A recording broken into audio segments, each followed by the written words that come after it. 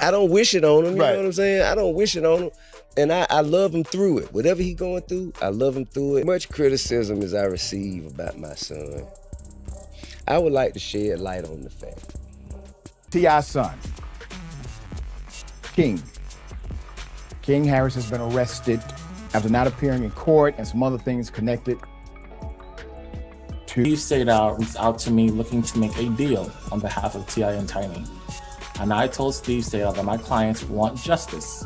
So if the deal involves Tiny and T.I. turning themselves in and admitting to the crime that they've committed, then fine, we got a deal.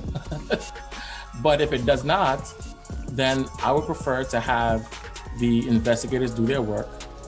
Yes, that's right. Lawyer Tyrone Blackburn is going to authorities, asking and encouraging state and federal prosecutors to start a criminal investigation into T.I. and Tamika Harris, aka Tiny. Atlanta wasn't supposed to sound like this past midnight. Sirens in the distance, phones lighting up with a single thread.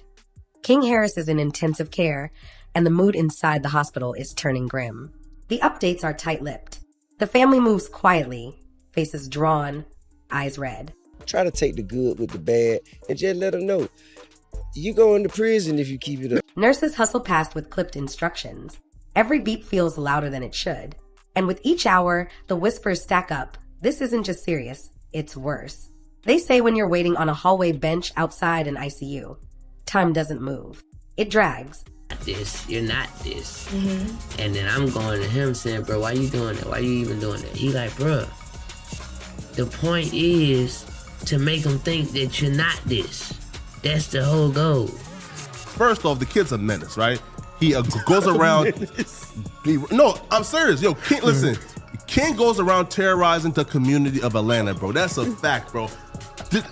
I'm serious. Tiny holds a small bundle of hope in both hands and refuses to put it down. T.I. walks in circles, heat in his chest, trying not to break something that can't be fixed. Their circle stays close. No one breathes too loud. Word is the doctors keep coming back with the same careful phrasing. The next few hours matter. Everyone hates the phrase, but there it is. Prepare for the worst.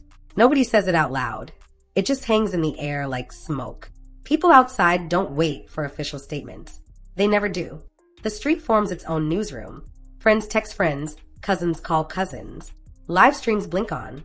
Someone swears they saw a specialist rush in. Someone else claims security doubled at the door. In a city that's learned to mind its business, this becomes everyone's business. The question isn't what happened anymore. It's how bad is it? Before we go any further, hit like if you want the truth without the fluff, and subscribe so you never miss a real-time breakdown when stories like this start spinning. It helps push this video in front of people who need facts, not just noise. Inside, there's a change you can feel, even if you can't prove it. Nurses move faster. Someone wheels another machine in. A clipboard changes hands with too much urgency. You can't hear the numbers on the monitors, but you can hear tone, and the tone is heavy. Family members rotate through the door. One at a time, faces stiff, knuckles white. They lean over a young man who grew up under a spotlight he never asked for, and they tell him to fight. The quiet kind that doesn't need cameras or captions. Then the flood hits. A few lines on a screen. A timestamp. Declined. The word lands harder than it should because it doesn't shout. It whispers. And whispers have a way of becoming the loudest sound in the room. People start doing the math in their heads. How long has he been here? How long were they holding out hope before the tone changed? Nobody knows. Everyone pretends they do. The city feels colder by noon. Crowds build outside. It's not a scene for a show. It's a scene for a prayer. Some bring candles. Some bring signs. Some bring both. When a family is on high alert, strangers become relatives for a day. They stand in the same weather and ask for the same miracle. Even the ones who never liked him much fall quiet. It's hard to be loud when a life is on a ledge. By late afternoon, the online world does what it always does. It rewinds. It plays old clips. It pushes familiar narratives, the ones that get easy views. Conflict, attitude, backtalk, headlines. As if a highlight reel could explain a hospital bed. As if a moment on camera tells you anything about what a person is built of when nobody's looking. The real tape is rolling in a room with fluorescent lights where none of that matters. Evening draws in and the temperature drops. Security posts at the doors. The family keeps the circle tight. A few calls go unanswered. Not because they don't care, because they don't have anything to say that won't break them. Someone mentions a specialist consultation went long. Someone else says a different medication protocol is on the table. In ICU language, that can mean everything or nothing. That's the math of maybe. Night is louder. Hospital nights always are. Machines hum. Doors hiss open and shut. Shadows fall strange on the tile. Tiny whispers into folded hands. T.I. stares at the ceiling and tries to breathe clean. When they step into the hall, they carry the same look, a private battle you can't caption. The kind that turns legends back into parents. That's when the city starts to argue with itself. One side says pray stronger. The other demands answers. What caused the spiral? Who let this get this far? Why wasn't someone there before it went left? The same questions with different edges get scrolled into a million comments. None of those comments can open a door or steady a hand, but they can move numbers and numbers move narratives. After midnight, a hush falls that isn't peaceful. It's just tired. A tech checks a screen. A doctor signs something no one wants to see signed. Someone in the family presses a palm flat against a glass pane and stays there for a long time. People try to guess what that gesture means. It probably doesn't mean anything. Sometimes your hand just needs a wall to hold because your knees don't feel like they belong to you anymore. While that's happening, the orbit expands. Friends of the family quietly arrive. A cousin holds the elevator for a stranger who turns out to be a childhood mentor. A friend of a friend takes a shift bringing coffee nobody drinks. You learn something in these rooms. Kindness is loudest when it says nothing at all. By dawn, the phrase critical but deteriorating floats like a ghost that won't leave. You can't film a word, but you can feel the way it makes people step back from the railing. Monitors keep their rhythm. The room doesn't. A respiratory check runs longer than usual. A nurse tightens a line, nods once, moves on. Shoulders tell you more than faces here. The family locks in, trading short, steady updates instead of panic. Nobody wants to hear options. Everybody wants time. If there's a shot, experimental, risky, a sliver, they take it.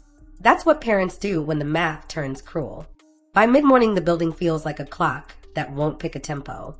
The lobby bus flares, then fades. A cart rattles past. Then the hall sinks back into a hush that hums in your teeth. Someone from the team steps out with that practice calm and asks for patience, which is hospital code for hold on tight. A specialist crew rotates in. Badges flash, quick nods, no bravado. A consult runs longer than expected, which everyone reads like a horoscope. Coffee cools untouched on a windowsill. Phones stay face down because the last thing anybody needs is another stray rumor interrupting a thin thread of focus. The family compresses the distance between door and wall into a small universe, 3 seats, 1 charger, a looped prayer. Text threads shrink to single words. Here, waiting, still. Silence becomes a language that everyone suddenly speaks. Outside, pressure builds without a sound. Fans crowd the sidewalk but keep a respectful line. Security asks for spacing and people actually listen. A woman in a hoodie starts a soft chorus that never tries to be a show. News vans idle across the street and point their lenses at nothing in particular, as if the air itself might give them an update. Inside, the math refuses to finish. The team tweaks a setting, watches a number, tweaks again. Progress in ICU is measured in half steps, and half steps matter when the ground is crumbling. The standoff isn't between the family and the hospital, it's between hope and the clock. And for now, hope is still on the floor. Online, the storm organizes itself. Threads multiply, each promising the missing piece. A voice note lands with muffled audio and a dramatic caption, then cuts out right before the key line. A screenshot appears with names blacked out like it holds state secrets.